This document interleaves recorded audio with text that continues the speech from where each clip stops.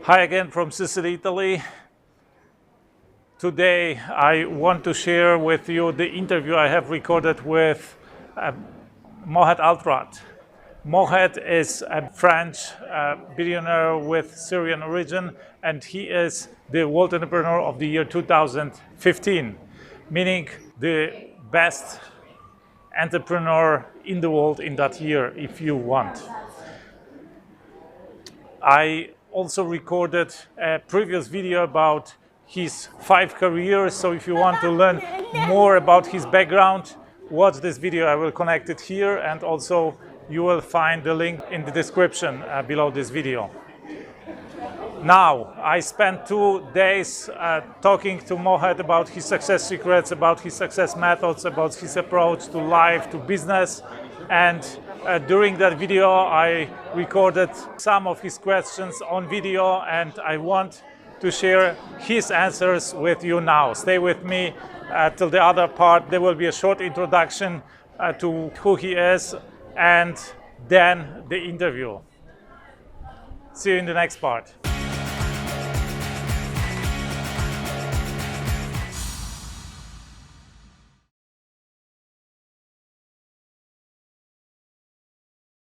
Hi there from Montpellier in France.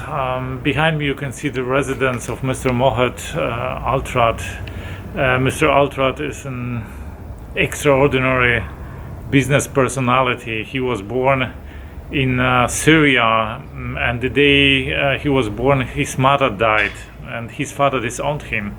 He was strikingly poor. His grandmother took care of him and forbid him to go to school, and he actually was escaping every day from home in order to go to school, and he went there barefoot. He was so poor, he wasn't able, he couldn't even afford to buy pencils for school, but he became one of the best students in Syria and was granted a scholarship to go abroad.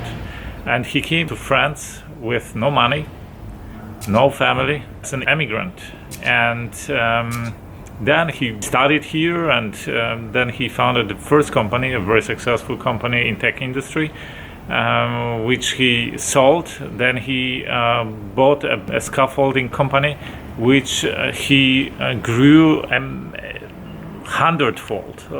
The revenues, the sales of the company, he grew 100-fold in 30 years. He took over 170 companies, and he is world leader in the industry of equipment and services for the construction industry. So a really amazing story. And actually last year he became the World Entrepreneur of the Year, which is so to say the best entrepreneur in the world. He was chosen the best entrepreneur in the world. So really extraordinary personality, amazing life story, and I will be talking to him in just several minutes about his success secrets, about what is it about him that made him so successful, his habits, his thought patterns, his worldview, his belief systems, all of that. I will write about that in my upcoming book. See you later, and talk to you later.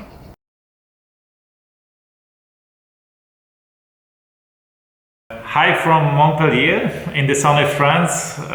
Please meet with me Mr. Mohed Altrad, French self-made billionaire, founder and chairman of Altrad Group. Yes. And Altrad Group is a global company offering services and equipment for construction industry. It operates in over 100 countries and has close to 200 subsidiaries, I guess, and is world leader in its market. And Mr. Altrad was awarded Knight and Officer of the French Legion of Honor, and last year was named the World Entrepreneur of the Year by Ernst & Young. Welcome, Mr. Altrad. Thank you. Mohed, with 17 you were a stranger in a foreign country. with no family and no money. You belong to the group of people who actually built the national oil company in Abu Dhabi. So you are one of the handful of people who created the wealth of Abu Dhabi, you can say. And then you built two very successful companies. And in this company, which you took over in bankruptcy, you managed to grow its business 150 times, and the growth of your company is still unbroken. And last year you became the World Entrepreneur of the Year, so the best entrepreneur of the world, if you will. Yes. It's really amazing. I'm speechless about this success. Can you tell us what decided about this success? What is your success secret? Yes, the success secret I think is a humanistic aspect. One of them is to believe in cultural difference, and secondly also to be open-minded to other intelligence in the world, and also maybe to be fair with your employees, fair with your supplier, fair with your client. That is to offer to each party a fair offer with the price you are looking for. For instance, if you want your employee to be happy, I think you should give him a nice salary, nice perspective, and then he will be good in what he is doing. Now, if you are disappointed, then you can discuss and change a philosophy of this and change the person, the employees. That's, I think, the basic philosophy, to be fair in your life, to be fair with your employees, with your supplier, with your banker. Why not to give him a nice interest rate? These are I think, the basics of success. So it's a humanistic. These are humanistic considerations which we should aim at. Now, also the philosophy of you should with the development of communication, telecommunication, the fact that there are no more frontiers in the world. So your market is the world. And this implicate or this dictate on you a general behavior. Your employee is Chinese, American, German, whatever, Australian. This is really, you have to find fundamentals that could apply to the most possible, number of people possible of different cultures. Now, the fact that you said I am of this philosophy, and this philosophy works, and I don't know in which country, it has to apply to another country, that is no longer valid according to me. One of the things that we should aim at also is a company is not living in isolation in the rest of the world. A company is linked to its employees, but the employee, behind an employee, you have a family, children, wife, relatives, and all that. We have to think about it. And this chain of people, then it's the world. And whatever you do in your company, we should never forget that a man, a woman, who is your employee, is part of this world. That dictates on you a general behavior. I take an example. I am the head of Altrad. I have one of our employees here is coming in the morning. I see on his or her face that there is something wrong, you see, because we have our own problems. We could have sicknesses, we could have problems with our children, with our wife, with our relatives, with our neighbors. We are a human being. Then, if the only thing which is really important, I don't want to interfere in the life of this person. I'm not saying that employers should interfere in their life. It's not that. Just a simple message saying, I understand that there is something wrong. So they know you care. I'm available if you want to discuss or you want some help. That's the only thing. Whereas I saw a lot of management books saying the time you enter in the company and you start your work, you should forget your problems, personal problems. But this is simply not true. It's not possible. It's not human, right? It's not human. You tell me that I should forget that my child is sick, right, and failing at school, is not willing to do this or that. But yes, you can tell me that. I can say yes. But nevertheless, this is in me. This is in my heart. I should really. So this is the few little things which are not difficult to find if we think about them, because it's simply our life. So the major thing is to find a compromise between all these things, and you have everything in your hands to succeed. You have different culture. In each culture there is something positive. In each culture you have something which is strong.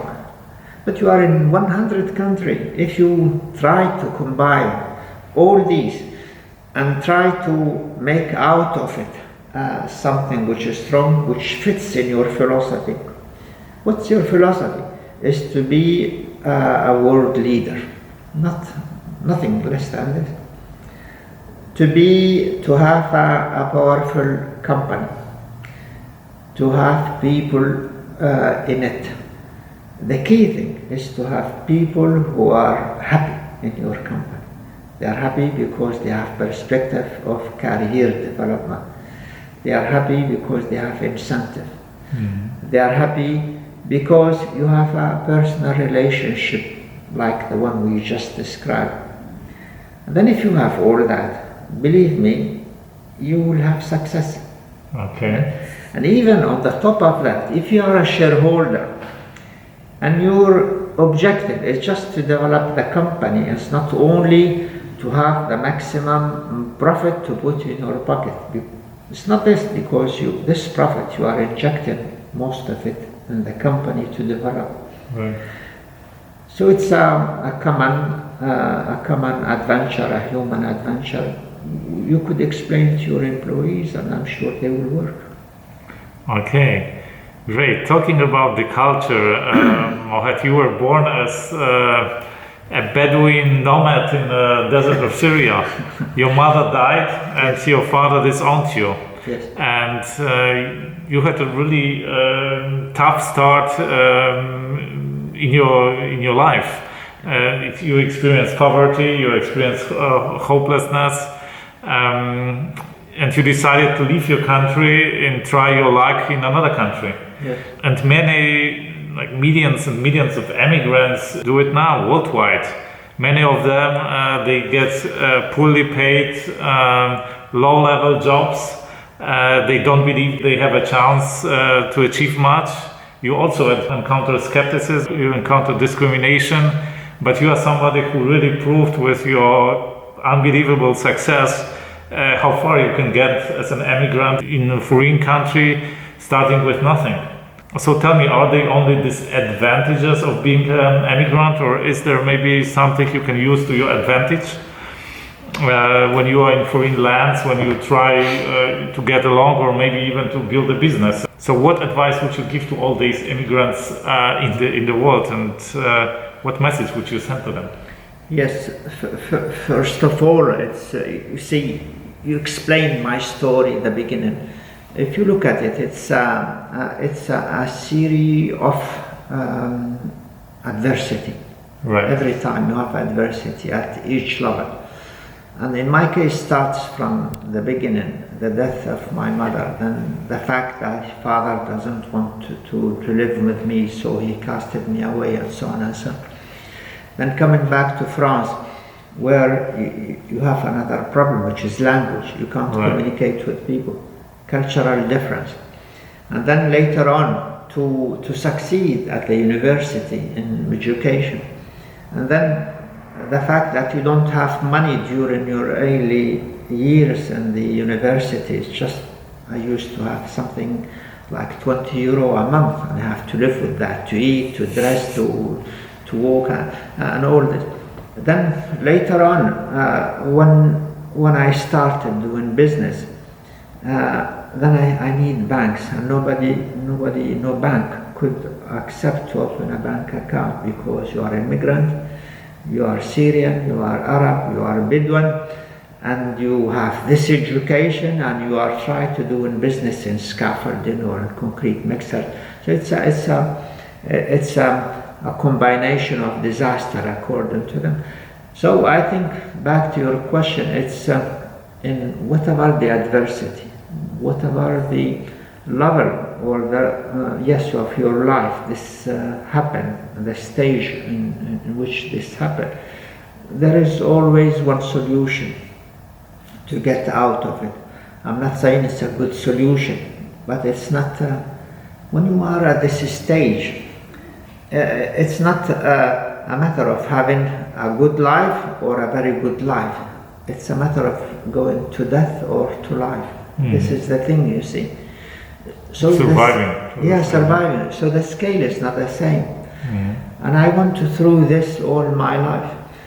Now things improving, but believe me, this is still flowing in my blood, in my heart. I don't forget this. So back to your question again, what advice I give to immigrant? Just hope, just believe. Maybe you will not get a very good treatment in the new countries you are trying to live in, but you will survive. And just keep hope, and then it's not a guarantee that you will not be alive or alive. So just like this. So is there an advantage you could, as an immigrant, you actually have, or you can use in in a new country? Or yes, the advice is to try to understand the culture in which the country you are trying to live, and also another advice, which is yes, I see immigrants in France. They come and they try to get something, but at some stage you have to give also something. You have rights, obviously, because the country hosted you, such as in Germany. But you have also duties, right? But you have to sometimes, yes, not the first day maybe, but sometimes you have to give back something, to work, to produce, to clean the streets, whatever. So again, success. You are talking about success. Success is a relative thing. I mean, I could be, I don't know, a worker in a factory, and this is my success because I want to design my life like this. It could be you want to be a head of, whatever organization. This is another success. So we have to be keen about what are the objectives we are setting for ourselves and for the people who are surrounding us. Okay, last question. What was the most valuable advice for you in your life? The most valuable advice is again belief. You should have some faith in what you are doing, and then again you should have to produce what's necessary effort to succeed. And success is not something that will fall from the sky. It's not something you wake up a morning and you have success. Not like this. It's something to be built. This is one thing. The other thing is to build a successful organization. It takes really long time. successful, sustainable, brilliant organization. Nevertheless, this same organization could fall very quickly.